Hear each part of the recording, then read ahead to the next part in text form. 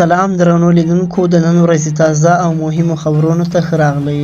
طالبانو د اوبو او برېښنا وزارت مسؤلین وایي د یوه چینایي شرکت مسؤلینو د دوی وزیر ملا عبداللطیف منصور سره په کتنه کې په کونړ سیند د دریو لویو بندونو جوړولو ژمنه کړې ده.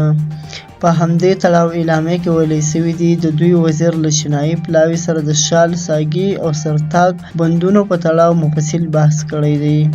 چین ژمنه کړې ده چې ژر تر ژره به په دې تړاو هوکړه لاسلیک کړي او عملي چارې به پیل کړي. وړاندې ویلي شوي دي وزارت به د چینایي شرکت ته په دې برخه کې هر ډول اسانتیاوې برابرې کړي او په دا سیند باندې به چین 3 بندونه جوړ کړي چې وایي افغانستان ته به یې ګټې رسېږي.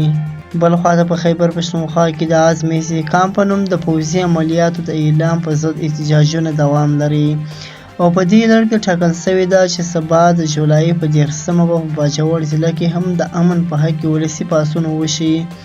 ځینې څېړونکي وایي عام ولس د بد امني او پوځي عملیاتو نه تنګ شوي دي. بل خواته په کورمه کې د روانو نښتو له امله پر لویه لار مال وړونکې ګاډۍ هم ولاړې دي. د نورو سیمو مزدوران د سرخوندي کولو لپاره په وتو کې دي. ځایي خلک پوښتنه کوي چې ولې تر اوسه پورې حکومت دا جګړه نه ده درولې. د جولای په 24مه په بواشو کې د مدګي کلي او ملخیلو د اوسېدونکو ترمنځ د ځمکې لانجې پر سر پیل شوې جګړه د شیعه او سني وګړو ترمنځ فرقه‌ییز شکل خپل کړی. د جولای تر 29مه پورې په دې نښته کې 240 کسان وژل شوي دي او 170 زیات ژوبل شوي دي. حکومت او یوې قومي جرګې د جنګ د ودرولو کوشش کړی خو بریالي شوي نه دي. دا و د نن ورځې تازه او مهم خبرونه.